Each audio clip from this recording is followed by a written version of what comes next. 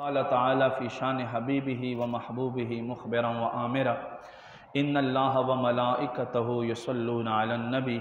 يا أيها الذين آمنوا صلوا عليه وسلموا تسليما درود شریف منا محبت سره وړاندې کې نبی پاک په بارګاه باندې اللهم صل على سيدنا ومولانا وملجانا ومعوانا محمد رسول رب العالمين صلاة وسلاما عليك يا رسول الله وعلى آلك وأصحابك وأزواجك وعطرتك يا خاتم النبيين ما عزت مندو نن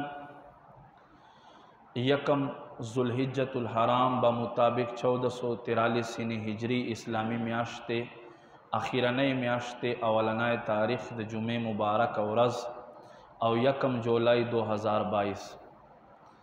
تاسو ټولو لرې نږدې نراتلونکو میلمنو مشرانو کشرانو نوجوانانو ټولو ته زه خوش آمدید هر کلی وایم السلام علیکم ورحمت الله وبرکاتہ ما عزت مندو قربانی چونکہ صاحب ثروت خلق باندې واجب دی نو هغې په حوالې سره قربانی فضائل قربانی احکام چې مونږه آگاه شو هر هغه یو شیز چې کوم شیز ته ته ورنږدې شې نو د هغه مسایل په عاقل بالغ مسلمان باندې بعض اوقاتو کې واجب وګرځېږي بعض اوقاتو کې فرض وګرځېږي مثلا یو سړی واده کوي نو واده خو بس افسوس دا دی چې زمونږ یو صرف په واده کې اغا نکاح اسلامی پاته شو ولی چې دی بغیر مونږ ته پته دی چې ښځه حلالیږي نه نور زمونږ مسلمانو او د کفارو ودونو پته نه لګي حالانکه یو سړی چې واده کوي په ده باندې د واده چې کم احکام دي هغه په باندې فرض شي د ښځې نان نفقه په ده باندې واجب سي نو نن چې دا کورونو کې لانجې کونجې دي هغه وجه دا دی چې مونږه احکام نه دي زده کړي مخکې به چې نکاحونه کېدل نو چې د چا به هم نکاح و نو هغه به مخې ته ناستو او باقاعده شپږ کلمې به ترې اورېدی کېدې او چې کومه جنۍ به یې ورکوله هغې نه به هم اولنۍ دویمه کلمه اورېدله چې پته ولګي چې دا مسلمان دی نه دی مسلمانو نکاح یو بیله طریقه وي خو افسوس دا دی چې نن خو مونږه هر څه بلې خوا ته واړول هلک موجود هم دې باوجود یې په نکاح کې نه کښېنی بهرحال داسې قرباني دی نو قرباني چې کوې نو قرباني احکام هم پتا باندې لازمي دي چې ته احکامو نه خبر یې نن سبا یو طرف ته دوکه دهي شروع ده دوکه مسلمان ته دوکه ورکول بل طرف ته مسلمان چې دی نادان د اسلام له احکامو نه خبر نه دی زمون خلق زناور والی دی خو خوشحاله چې ما قربانی وشو خو قربانی ونشي داسې زمون مسلمان جماعت ته راځي مونځ ادا کوي خو د مونځ له احکامو نه خبر نه دی بس دی خو وایي چې بس راغم او مونځ مې وکړو جوړې ادا شو بس قبول شو بهرحال ما عزت مندو باحیثیت یو مسلمان نبی علیہ السلام فرمائی چې دومره علم چې ورځ او شپه په تیریږي هر عاقل بالغ په نر او په ښځې باندې فرض دی دومره علم نو دا قربانی دا ودونه دا ټول شیزونه په دې احکامو کې دي چې دې متعلق هم معلومات زده کول دا ضروری دي قربانی په چا باندې دی هر هغه یو سړی یا هر هغه زنانه چې د سره 7.5 تولې سونا یا د دې قیمت یعنی د دې روپۍ یا 52 تولې سپین زر چاندي یا د دې په برابرتیا سره قیمت د سره وي په داسې سړي باندې چې کال تیر شي زکات واجب دی او که د اختر په ورځو کې د سره دومره مالیتو نه د باندې قرباني واجب دی اوس که چېرته یو سړي سره دا نه وي یو شیز له یو نه وي یو شیز له بل نه وي او بیا دی بل مقدار ته ورسی په دې دوه کې چې کم مقدار ته ورسی نو په هغه هم قرباني واجب دی. مثلا یو توله کالی دی او 10,000 روپۍ دي. دا 10,000 روپۍ داسې پرتی دي د سړي یا ښځې سره چې دی وایي اوس مې نه دي په کار خو کله مې چې په کار راشي بیا استعمالوم. نو دا یو توله سره چې دی دا به هم دی روپو ته ووړي او دا به سره یو ځای کې نو کچېرې د دې مالیت د دې روپۍ 52 تولې چاندي قیمت ترسي خو بیا په دغه انسان باندې هم قرباني واجب دی. لکه فی زمانہ فی الوقت سره دومره ګران دي چې کچا سره یو توله سره وي او ور سره 10,000 20,000 10,000 روپۍ داسې پرتی وي استعمال نه علاوه یا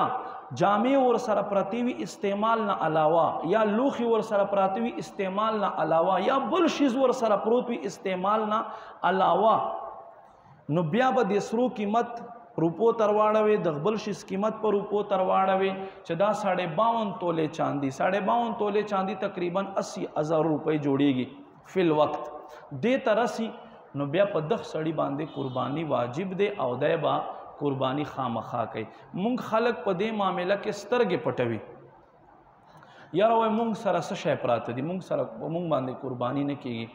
صحابه کرامو دسی ایوه جذبه وا. سحر میں کتو ابو داود شریف حدیث تے نبی پاک صلی اللہ علیہ وآلہ وسلم فرمائل نن بمونگا اول عمل چکو اغدا دے چھ منز بکو او مز نبادا با قربانیانے کو. نو حضرت ابو دردار رضی اللہ تعالیٰ عنہ پاسے دوئی قربان زخو نو خبر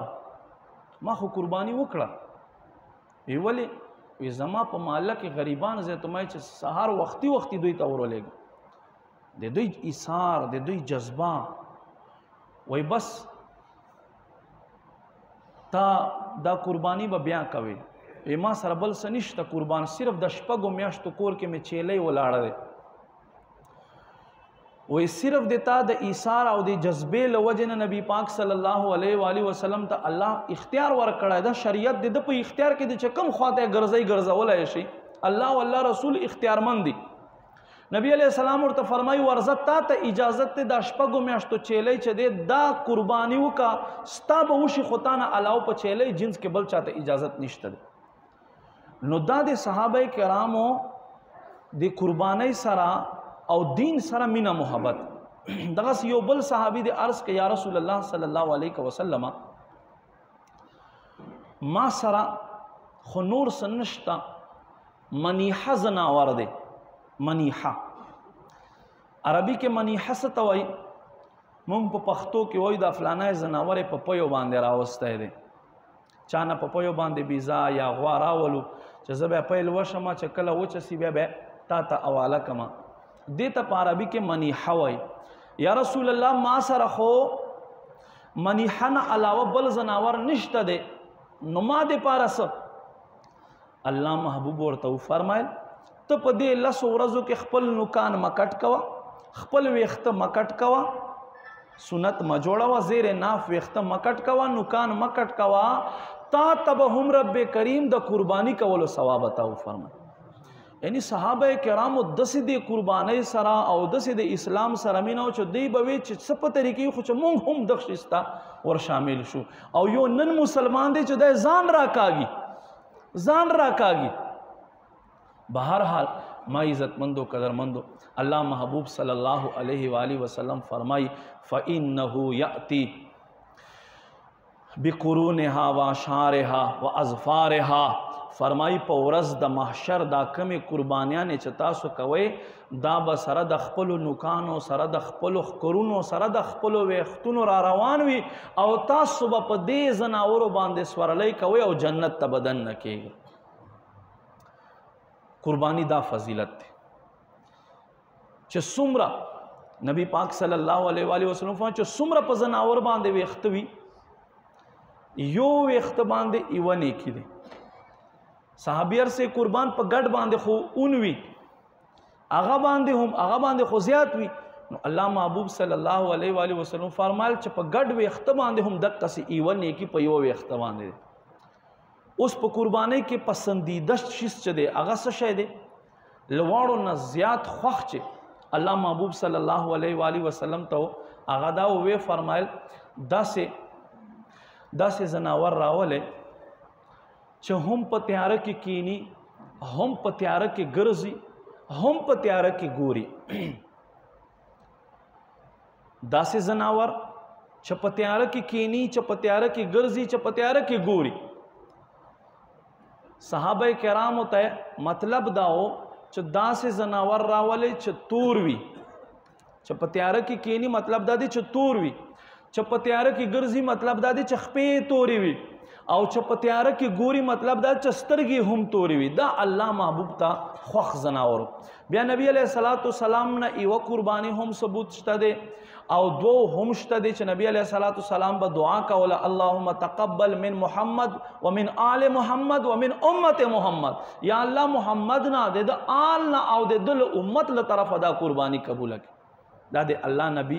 طریقه وا. او نبی علیه الصلاۃ والسلام نه خسی زناور علماء کرامو فضیلت ذکر کړی دی. وجه دا دی چې هغه شهوت ختم شوی وي، چې کله خصنتین ته وباسي یا یې وټکوي، چې کپورې وټکوي یا یې ته وباسي نو د شهوت ختم شي، نو دی چې څه خوري بس دې سره د بدن غټیږي، فربوي، غټ وي. نو دې په وجه سره الله محبوب صلی الله علیه و آله وسلم په ګډانو کې داسې ګډ خوښ کړی دی. زمونږ ډیر خلک وایي چې یاره په داسې باندې به نه کېږي، دا خو عیب دی. ګورې دا عیب نه دی، عیب چې دی عیب. نبی علیه الصلاۃ والسلام ترمذی شریف حدیث ته 4 شیزونه ذکر کړو. وی فرمایل چې ګوډ نه وي، چې کوڼ نه وي، وی فرمایل چې دومره کمزوری نه وي چې دی تلای نشي، او دومره بیمار نه وي چې د بیماری چې دی هغه ښکاره وي. اوس خو الله دې معافیو کی داسې یو حال راغلی چې پرونه پېښور کې 4 ډاکټران نیولي دي چې دوی په دې ورځو کې زناورو ته به نقلي غاښونه ورلګول. دا زمونږ مسلمانی ده. پیسې والا زناور ته غاښ ورولګوم. بیا حالانکه شریعت هیڅ نه دی پرېښودي. که یو عام ساده سړی لاړ شي خو چې دی له شریعت نه خبر وي، د دې ګډې او بیزې څاروي نه یې ساتلي، خو چې له شریعت نه خبر وي بس دی پوهه دی. په غاښونو کې څه مسله دی، په ښکرونو کې څه مسله دی، په لکۍ کې څه مسله دی، د زناور په تیو کې څه مسله دی،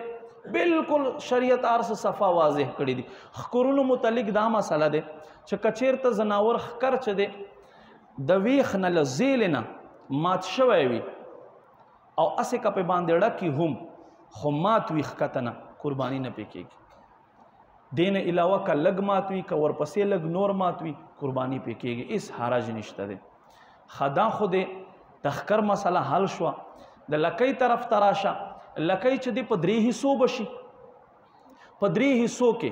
دا 3مه حصه یا 3مې حصې نه را دې خوا یعنی زیات که کټ شوي وي لکۍ دوم، خو بیا قربانی نه پکېږي. 3مې حصې نه کمه کټ شوي وي یا 3مې حصې برابر کټ شوي وي،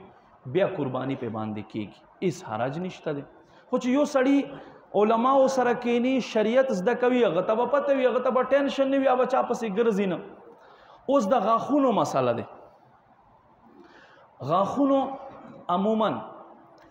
په میخو کې، په غواګانو جنس کې 2 کاله ورپاره شرط دی. که 2 کالونو کې یوه ورځ هم کمه وه، قرباني نه پې کېږي. په بیزو کې 1 کال شرط دی. ګډ چې دی چې دی فربه وي، غټ وي، که د 6 میاشتو وي په باندې کېږي. په ګډانو کې په اوښانو کې 15 کاله شرط دی. که یوه ورځ هم کمې قرباني نه پې باندې کېږي. یعنې بنت مخاض دی، بنت لبون دی، په دوی باندې نه کېږي، ځکه چې دا یو د 2 کالونو وي، یو د 3 کالونو وي، په دې باندې نه کېږي. اوس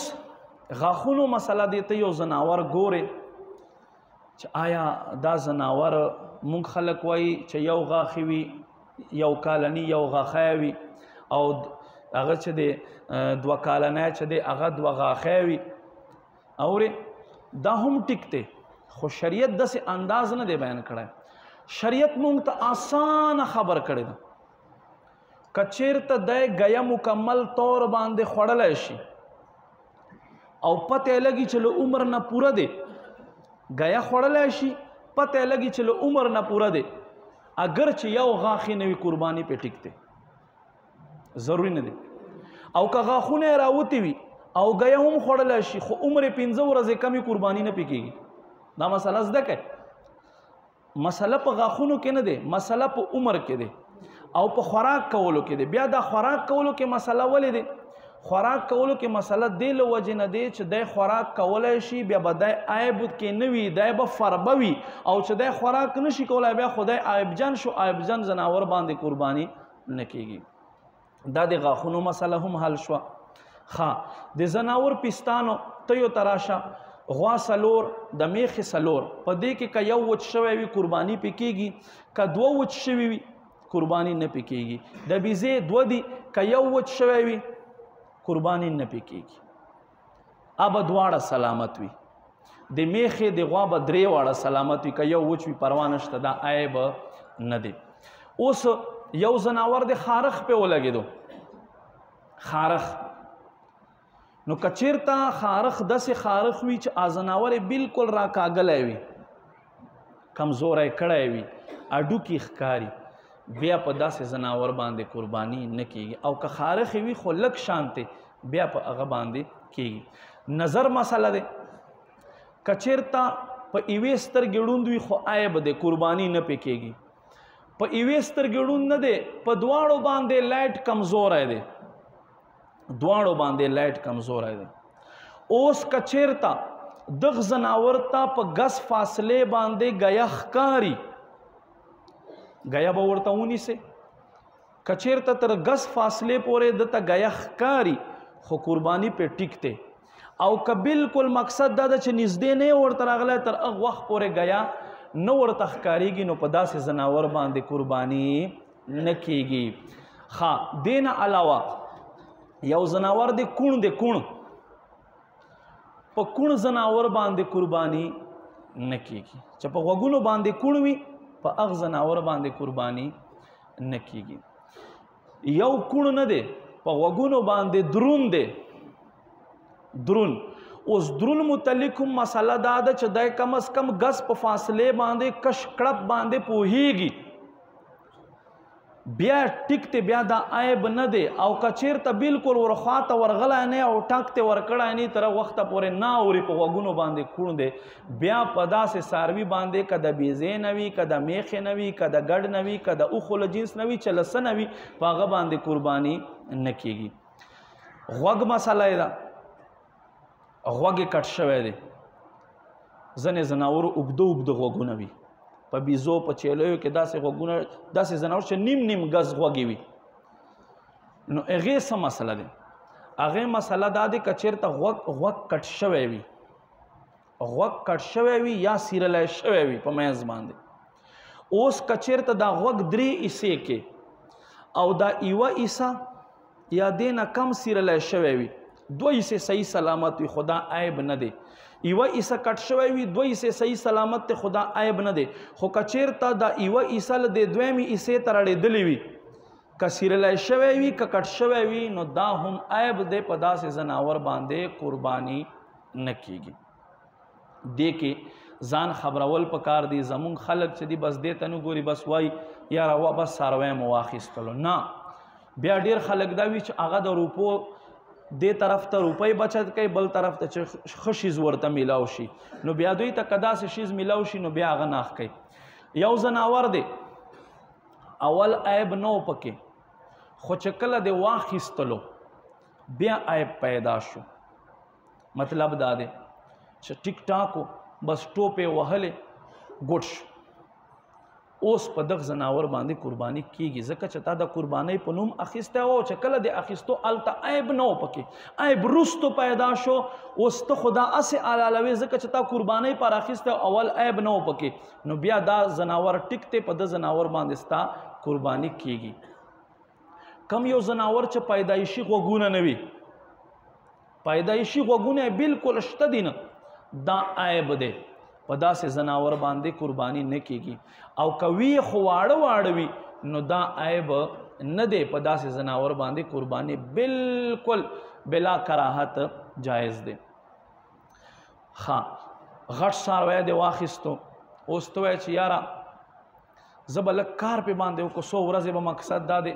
پخوا خو به خلکو پټي هم پې اړول، اوس خو ټیکټر راغه او جدید شیزونه راغه.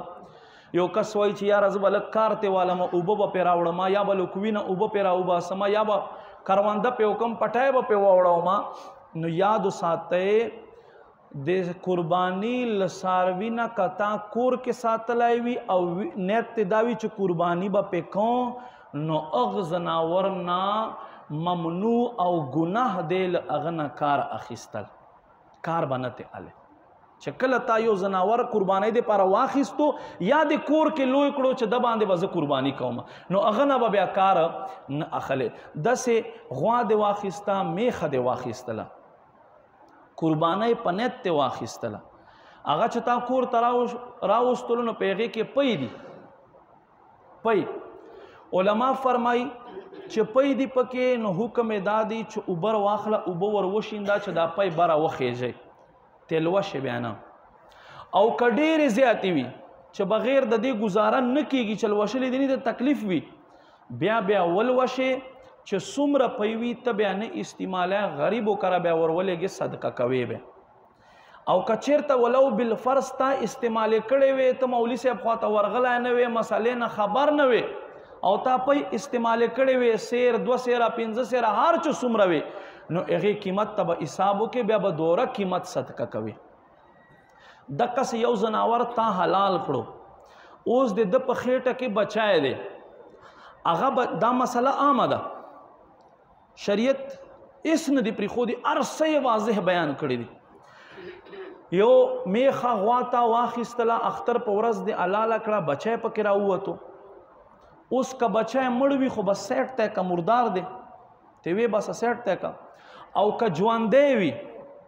خو تا ته اجازه ته چې څنګه دی مور حلاله کړه دقسې دی هم حلال که، غوښه ستا دپاره ټیک دی، ستا دپاره ټیک دی، په دې کې هېڅ کراهت نشته، خو اله چې دا ژوندی وي، ژوندی. او که چېرته دا تا ژوندی را وباسلو او لوی دې کړو چې یاره زه بل کال ته به قرباني پې باندې وکړمه، سږ کال یې مور شوه بل کال ته به دا شي، که تا په هغه باندې قرباني وکړله بل کال ته، نو دا قرباني دې ونه شوه چې په تا باندې قرباني واجبي، ته به بله قرباني خامخا کوې. او د دې حکم دا دی چې دا به قربانوي یا بیا داسې صدقه کوي چاله بیا ورکوي، ځان ته استعمال ته هم نسې ساتلی. دقسې دا قرباني په زناور کې چې کومه پټه وي، د کومه سرمنې وي، کم چې څومره زناور په شیزونو کې دا ښارونو کې ښایسته تیار کړي وي، دوی ته مرۍ ته پټې مټې او دا شیزونه ورڅولي، دا هم ګورې په خپل استعمال کې به نه راولوي، دا به هم چې ته غریب ته ورکوي صدقه کوي به، دا به هم تقسیموي، ځان له به نه استعمالوي. الله رب کریم دې مونږ ته عمل توفیق نصیب کی. ان شاء الله مزید احکام با را رواني جمعه کې بیانو، او د فیضان مدینه کې به ان شاء الله د اتوار ته نه بل اتوار ته به ان شاء الله اختر وي، نو فکس 6 بجې به دا اختر مونږ ادا کیږي. را روان د اتوار ته نه بل اتوار ته ان شاء الله 10 ذی الحجې په ورځ باندې نو 6 بجې اختر مونږ ته به ځان را ورسوي. وما علی الا البلاغ.